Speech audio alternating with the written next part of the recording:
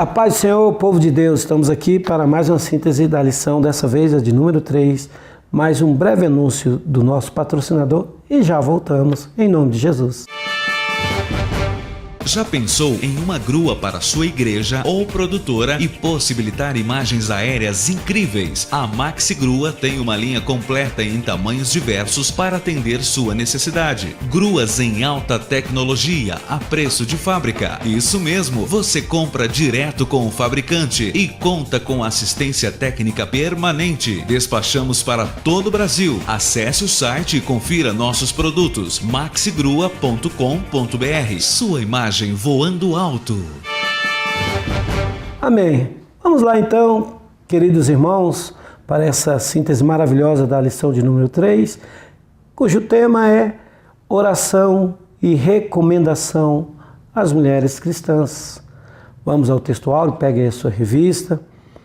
O textuário se encontra em 1 Timóteo 2, versículo 1, diz assim: Admoesto-te, pois, antes de tudo, que se façam deprecações, orações, intercessões e ações de graças por todos os homens. Vamos à verdade prática, queridos irmãos? A oração é o meio pela qual falamos com Deus, intercedemos por nossas necessidades e em favor do próximo. O objetivo geral que a lição nos apresenta é as recomendações paulinas quanto à oração e o comportamento da mulher cristã. Vamos aos objetivos específicos. O primeiro, tratar acerca da responsabilidade do crente de orar em favor de todos os homens. O segundo é conscientizar-se de que Deus deseja que todos se salvem. O terceiro é refletir a respeito da maneira como as mulheres cristãs devem se vestir. E o último, discutir a respeito da conduta das mulheres na igreja. O ponto central para nós estarmos na introdução é como crentes precisamos orar por aqueles que estão em eminência. Aleluias! Que tema maravilhoso, sugestivo dessa lição, meus queridos irmãos. Essa lição ela vai tratar sobre a ordem na igreja onde o jovem pastor Timóteo estava pastoreando com muito zelo, com muito afinco, com muita dedicação e também com muita vontade. E Paulo é extremamente cuidadoso em dizer o termo bíblico admoesto-te, pois antes de tudo. Paulo está orientando o jovem pastor Timóteo quanto à oração por todos os homens. Devemos aplicar isso em nossos corações. A oração é, sem dúvida nenhuma, um termômetro da igreja. A oração, muitas das vezes, nós oramos até mesmo de forma egoísta, só por nós, mas Paulo aqui vai orientar Timóteo a orar por todos os homens. Alguém certa vez me disse que o problema da oração hoje é que ela está como uma Cinderela que precisa ser despertada.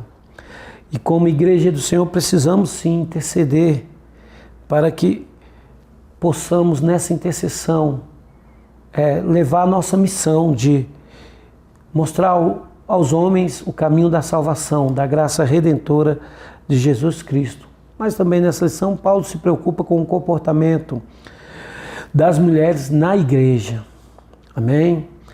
Lembrando que quando o apóstolo Paulo deu quase esse mandamento para o jovem Timóteo, o imperador daquela época era Nero, com todas as suas atrocidades, com toda a sua malignidade, que perseguia os cristãos. Você conhece a história, perseguia muitos cristãos e fazia coisas terríveis contra o povo de Deus, mas também era alvo de oração. Era essa preocupação de Paulo. Mesmo pessoas ruins precisam de orações. Amém? Vamos então para o primeiro tópico aí. Você vai trabalhar isso bastante como uma dinâmica na sua sala. O primeiro tópico é oração por todos os homens. O primeiro subtópico é deprecações. O termo no grego aqui totalmente significa implorar ou rogar por alguém. É a oração que nós podemos dizer padrão, mas da mesma forma ardente e compassiva pelas pessoas. O nosso Deus soberano deseja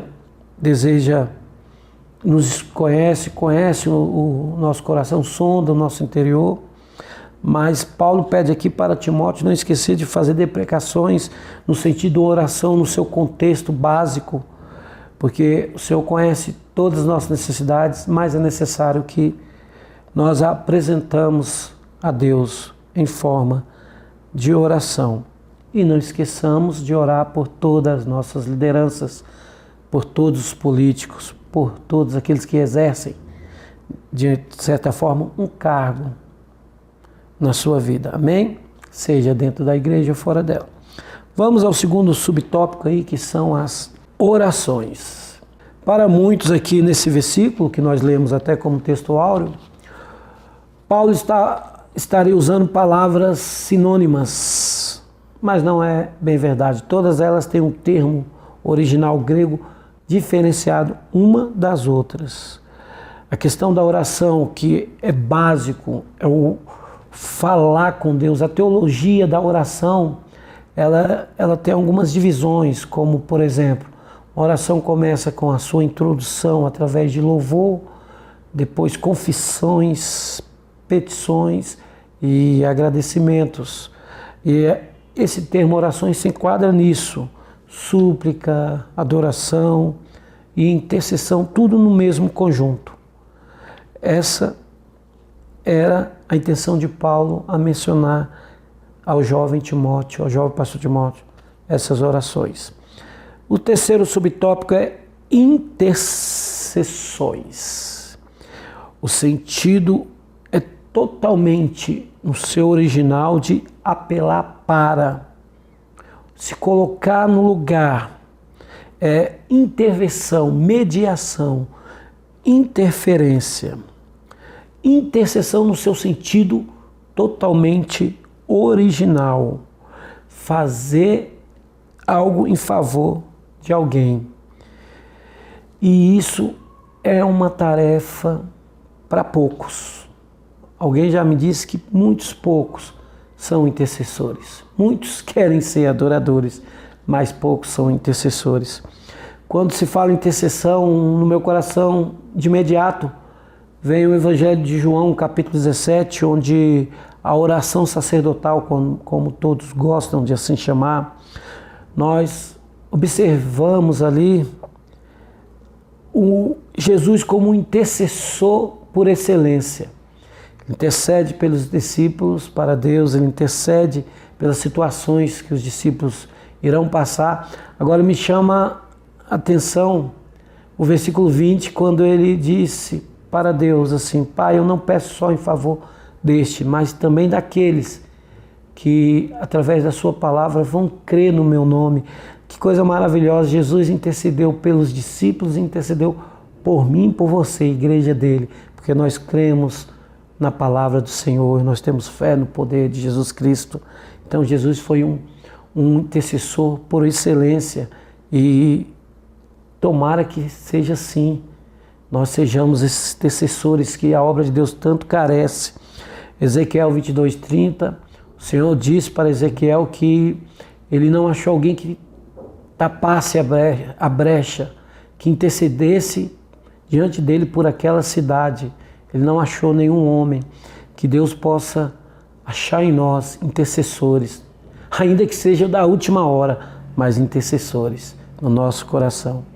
Sempre que nós olhamos relatos bíblicos, nós podemos entender que Abraão foi um intercessor, Moisés foi um intercessor, os profetas eram intercessores.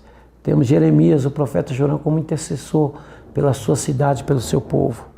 Que possamos estar na brecha para o Senhor nos achar como intercessores, não só da nossa nação, mas de todo esse mundo que caminha para o caos. Amém?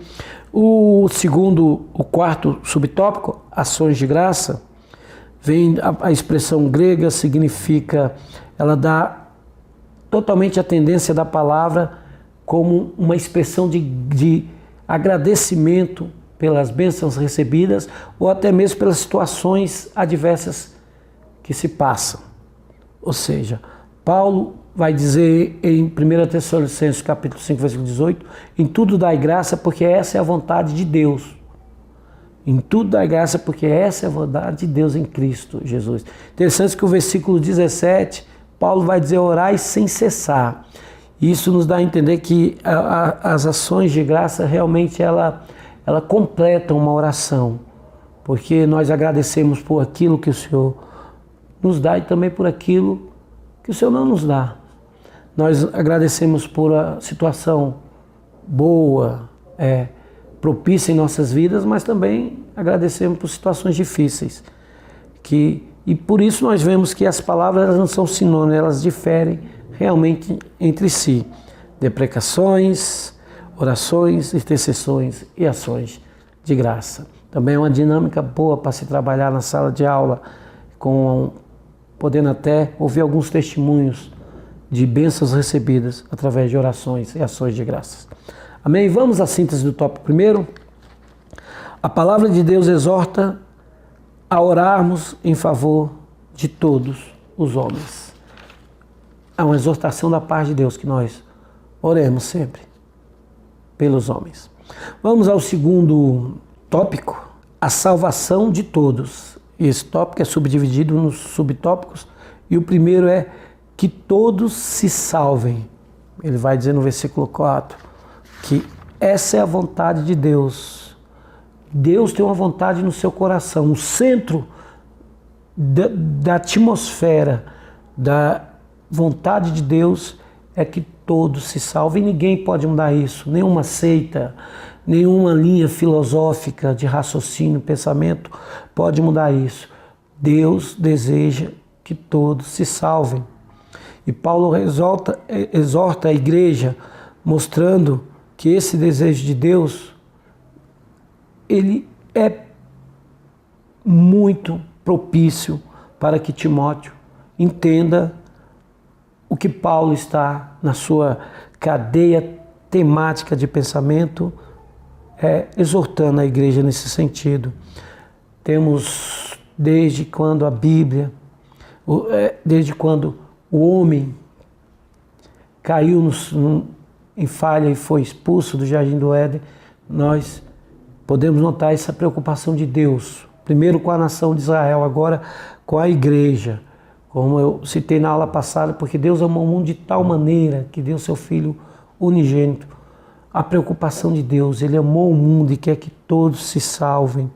Em Mateus 28, versículo 19 e 20, quando Jesus dá ordem aos seus discípulos, e de ensinar em todas as nações, batizando em nome do Pai, do Filho e do Espírito Santo de Deus, ensinando a guardar as coisas que eu vos tenho dito, e eu estarei convosco todos os dias até a consumação do século. Nós podemos perceber a preocupação de Deus que tabernaculou no nosso meio e se preocupa com a nossa vida física, mas principalmente com a nossa alma. Amém? Paulo exorta assim a igreja. O subtópico 2 é um árduo trabalho missionário. Paulo e seus companheiros trabalharam constantemente na obra de Deus, na obra missionária, na obra de evangelização. Em 1 Tessalonicenses capítulo 2, versículo 9, ele vai dizer que trabalha dia e noite em favor da palavra de Deus. O ministério do pastor, do obreiro do Senhor, ele exige esse sacrifício e muito trabalho árduo. Porque muitas pessoas pensam que o pastor tem que estar na igreja apenas no sentido da conexão de pastorear. Paulo mostra que isso vai muito além. O ministro de Deus tem a responsabilidade, é claro, além de pastorear, sim, mas de exortar, de ganhar almas, de ser um cooperador do reino através da evangelização e a obra missionária. Aleluia, sempre em foco isso. Vamos ao terceiro subtópico que é, nessa síntese aqui, a melhor recompensa. Irmãos, não é segredo de ninguém que a obra, ministério pastoral, a obra de Deus, ela exige sacrifício, esforço, é uma obra. Paulo vai dizer que quem almeja o episcopado, excelente obra almeja, porque ela é excelente, mas ela às vezes é espinhosa no sentido de trabalho a fazer, das ofensas que teremos, das perseguições, mas é um prazer servir ao Senhor e ver o fruto do trabalho das nossas mãos sendo realizado, uma coisa que é idealizada por Deus através de nossos ministérios, é algo gratificante, não tenha dúvida. Ver as almas sendo batizadas no Espírito Santo, vendo Cristo operando, abençoando, transformando, restaurando vidas, restaurando relacionamentos através do nosso ministério. Mas o que temos em foco e não podemos esquecer jamais é que há uma recompensa, e é a melhor de todas as recompensas, a coroa que nós receberemos da parte de Deus. Há um hino da nossa harpa, se não me falha a memória, o hino de número 2, tem uma estrofe que fala: se é tão belo falar das grandezas que acontecem aqui, como não será o gozar da graça que existe ali. É uma recompensa maravilhosa. Paulo, quando escreve a primeira epístola aos Coríntios, capítulo 15, no final do capítulo, ele vai dizer: portanto, meus amados irmãos, sede sempre constantes, sempre atuantes na obra do Senhor, sabendo que na obra do Senhor o nosso trabalho não é em vão. Há uma recompensa, a recompensa começa aqui e se concretiza maravilhosamente, de uma maneira soberana e tremenda lá no porvir. Amém? Vamos então à síntese do tópico 2. Deus é misericordioso e amoroso, por isso deseja que todos os homens se salvem. Vamos repetir? Deus é misericordioso e amoroso, e por isso Ele deseja que todos os homens se salvem. A misericórdia do Senhor sobrepõe o juízo, com certeza, e essa misericórdia está lançada à humanidade. Deus ama o mundo. Deus tem um plano na vida de cada um. Que possamos entender essa mensagem, que Ele morreu por nós, que Ele morreu no nosso lugar, como pregadores, professores. Não esqueçam a mensagem do Calvário. Deus quer que todos se salvem. Amém? Vamos lá para o terceiro tópico da lição. Louvado seja o nome do Senhor. A maneira de se vestir das mulheres. Assim como Paulo exorta a igreja para uma ordem na igreja no culto público, no sentido também de exortar e, vamos dizer assim, doutrinar o jovem pastor Timóteo sobre oração, sobre a preocupação de Deus para com as almas que se agregaram ali àquela igreja, que hoje se aplica para nós. Esse tópico agora, a maneira de se vestir das mulheres, tem o subtópico as mulheres na casa de Deus. Paulo orienta o jovem Timóteo como é a postura, a maneira correta de uma mulher na igreja de Deus. A mulher cristã, ela precisa ser reconhecida sim, mas não por sua maneira de vestir, o seu jeito de como ela vive uma vida no sentido material, mas sim as suas atitudes e principalmente sua vida espiritual. Porque não podemos esquecer que nós nos tornamos templo do Espírito Santo de Deus. O que habita em nós é santo, o que habita em nós é divino. Nós devemos glorificar a Deus em toda a nossa maneira de viver, em todo procedimento, em todo lugar. Paulo estava preocupado com isso com relação às mulheres, quer no trabalho, quer na escola, quer na igreja, onde for.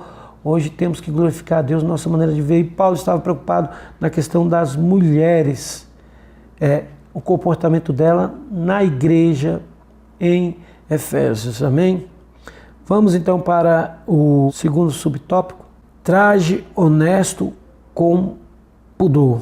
Aqui Paulo centraliza a sua preocupação e ele aborda então como as mulheres devem se vestir, como as mulheres devem se comportar nesse sentido de uma maneira decente, totalmente decente. O que nós podemos aplicar para os dias de hoje é que em muitas igrejas isso não acontece. Paulo está preocupado com uma coisa que parece antiga, mas é tão atual, tão moderna, que é a vestimenta feminina. Como é que as mulheres têm se vestido nesses dias? Naqueles dias de Paulo, ele tinha essa preocupação, e como pastor presidente, entre aspas, assim dizendo, como apóstolo, ele orienta o jovem Timóteo, que as mulheres o traje tem que ser honesto e com pudor, totalmente decoroso, totalmente sadio. A mulher não deve se vestir de uma maneira em que as suas vestimentas atraia desejos de homens. Tem mulheres que se vestem de uma maneira que só a graça e a misericórdia de Deus. E Paulo está preocupado para que isso não aconteça, o que infelizmente nos dias de hoje já está acontecendo. A mulher, isso não quer dizer que a mulher não deve se vestir de uma maneira bonita, não. Não é isso, é um modo, o pudor. E isso com certeza é uma maneira, a vestimenta santa, com pudor, moderada, com certeza é uma maneira de agradar sim ao Senhor Deus. Não é nenhuma doutrina de igreja tal, é uma doutrina sim, bíblica, que o apóstolo Paulo repassa para o jovem Timóteo. Traje com modéstia, simples. Traje da mulher tem que ser simples. A mulher cristã tem que andar simples, não competindo, não comprando uma roupa cara para se mostrar na igreja, competindo com outras irmãs, salto, meu salto é de grife tal, a minha bolsa tal, não. Paulo está preocupado aqui com a simplicidade, que a simplicidade, com certeza, ela é um atrativo vamos dizer assim, que faz as pessoas assim admirarem você pela sua maneira simples, e não arrogante de se vestir ou de ser. Paulo mostra que a elegância da mulher deve vir sempre de dentro, pois começa no caráter santo. Não é no frisar do cabelo. As mulheres naquela época tinham maneira de frisar os cabelos com ouro, para chamar cada vez mais atenção para si. E a pergunta que nos surge é o seguinte: você transmite vontade de santidade ou você transmite vontade de lascívia, desejo carnal? É bom pensarmos. Assim, tópico 3 a mulher crente precisa se vestir com pudor e modéstia. Amém? Vamos então para o quarto e último tópico, a conduta das mulheres na igreja. A maneira de se vestir, Paulo retratou. Agora, como é a conduta? O primeiro subtópico diz que o silêncio no culto, que a mulher aprenda em silêncio com toda a submissão. Paulo faz uma recomendação dessa muito semelhante na primeira epístola de Coríntios. Você pode até fazer o texto avaliativo com seus alunos, 14, 34 a 35. E aqui com certeza vai surgir vários debates que o tempo aqui não nos permite fazer, mas eu posso dizer uma coisa: é uma ordem paulina e uma ordem imperativa no texto original, de que a mulher aprenda em silêncio com toda submissão. Ele não admite que a mulher venha ensinar, porque é bom lembrarmos que o judaísmo, assim como a cultura grega, a mulher não tinha o costume, o hábito de ensinar. Paulo estava preocupado que pela liberdade que elas recebiam em Cristo, a salvação, porque para a liberdade foi que Cristo vos libertou, ele vai dizer à igreja na Galácia. Paulo estava preocupado que as mulheres usassem essa liberdade para querer tirar a ordem das coisas, mais ou menos por aí. Claro que há muito mais pano de manga para isso aqui. Tanto é que em Corinto, a igreja em Corinto, ele também dá a ordenação, mas ele dizia que as mulheres também podiam profetizar, né? Ou seja, a questão aqui não é rebaixar a mulher, não é fazer a mulher um sentido inferior, superior, ou dizer que o homem é que manda, é apenas uma questão de ética, e você pode trabalhar muito esse tópico na sua sala de aula. Amém? Vamos para o segundo subtópico, as mulheres no Novo Testamento. O Senhor Jesus teve mulheres como auxiliadoras no seu ministério, e o apóstolo Paulo não fica atrás, ele elogia assim, a prova está aqui. As mulheres eram cooperadoras, auxiliadoras. Lídia, que o apóstolo Paulo ganhou, porque recebeu a palavra da salvação, foi uma auxiliadora do reino, até abrindo a sua casa para os cultos. Assim como o Senhor Jesus teve várias mulheres obreiras, como Maria Madalena, Joana, entre tantas outras, até mesmo a própria mãe, Maria, mãe de Jesus, auxiliava na obra. E aqui Paulo valorizou totalmente, irmão, o trabalho das mulheres na igreja. Tem muita gente que diz que Paulo era machista, não, isso não é verdade. É apenas uma questão das mulheres serem submissas aos seus maridos, que Paulo não abre mão do que a palavra do Senhor manda fazer. Mas é claro que Paulo sabe ser também um pastor, sabe compreender, e aqui a prova disso é que em Romanos ele cita vários nomes de mulheres que o auxiliou de forma tremenda, e ele não deixa isso passar em branco. Amém? Você também pode trabalhar muito esse tópico na sua sala de aula. É muito forte esse último tópico, que ele vai gerar algumas discussões, mas com certeza você vai estudar e vai saber como lidar com isso. E o último subtópico, a liderança do homem. Paulo aborda totalmente a questão para Timóteo da liderança masculina, citando o relato da criação e a ordem que assim sucede. Paulo, ele deixa bem claro aqui, no exemplo de Adão e Eva, apenas para mostrar o que estava acontecendo na igreja em Éfeso. Então ele tenta repassar esse contexto, porque assim como aconteceu com Eva, que foi seduzida, enganada pela serpente, Paulo temia que de certa forma acontecesse assim, as mulheres naquela igreja começassem a ouvir demais as coisas erradas, errôneas, e tentassem, seduzidas pelos falsos ensinos dos falsos profetas, e tentassem, assim, vamos dizer, corromper a igreja. Amém? E a síntese do tópico 4 é: a mulher cristã deve ter uma conduta exemplar na igreja e fora dela. Na igreja e fora dela.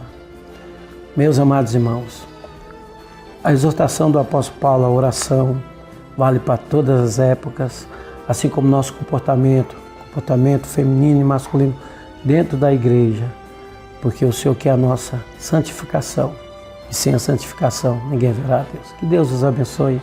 Até a próxima aula. Um beijo no coração. Amém.